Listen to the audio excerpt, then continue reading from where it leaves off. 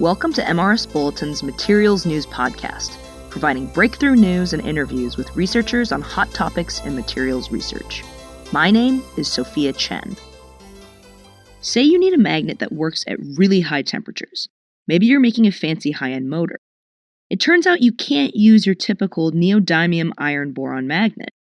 These magnets start to significantly lose their magnetism in temperatures above 80 degrees Celsius. But a samarium cobalt magnet will probably do the trick. Samarium cobalt magnets retain their magnetism to around 250 degrees Celsius, but conventionally it's pretty complicated and energy intensive to make them. Typically, you start with a crushed powder, which you have to heat and compact into a shape. You also apply an external magnetic field to align the domains to create magnets. In new work, materials researchers using machines at the Pacific Northwest National Laboratory and North Carolina State University have come up with a simpler, more energy-efficient method for making samarium cobalt magnets.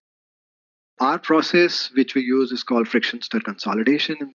We don't have to then do any other additional steps. Single step, we can process it with lesser energy because there is no melting, no disintegration and reintegration involved. That's Bharat Gwalani, a materials researcher at North Carolina State University. His team's technique uses a custom-built machine. Mert Efe, Gwalani's collaborator at Pacific Northwest National Laboratory, describes how it works like this. First, we compact the powder. So we put the powder in a circular die. We apply pressure and we compact the powder. And then we load the powder in our machine. The tool comes in, it rotates on the powder, creates this friction, and then we apply the pressure at the same time. So there is heat and pressure at the same time, which helps to fuse these powders together. It's similar to like pasta extruders. Have you seen like pasta extruded? So it's very similar. But in this case, the die rotates as well. So that's how we create the friction and heat in our case. Their process also avoids producing pockets of air in the magnet, which is common with conventional methods. These pockets of air lead to what's known as high porosity in the magnet, which weakens its magnetism. Gwalani's method results in low porosity to make a magnetically stronger, higher quality material. We don't get pressure focused only in the periphery and then less pressure or high porosity at the center of the magnet. The properties are uniformly distributed. Their method also manages to get rid of certain common defects.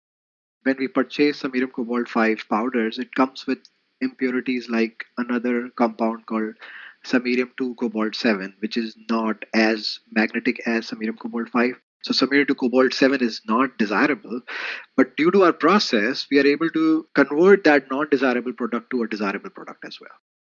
In future work, they plan to apply an external magnetic field during the process to align the domains within the material to make its magnetism stronger. They're also particularly excited about using the technique to create magnets composed of multiple materials, such as samarium cobalt and another metal like zinc or aluminum, or a ceramic. This gives them a way to create magnets tailored for specific applications, such as with customized mechanical properties, for example. We are obtaining magnetism and strength at the same time, or magnetism and ductility at the same time. So essentially, we are developing a new class of composites. This work was published in a recent issue of Nature Communications. My name is Sophia Chen from the Materials Research Society.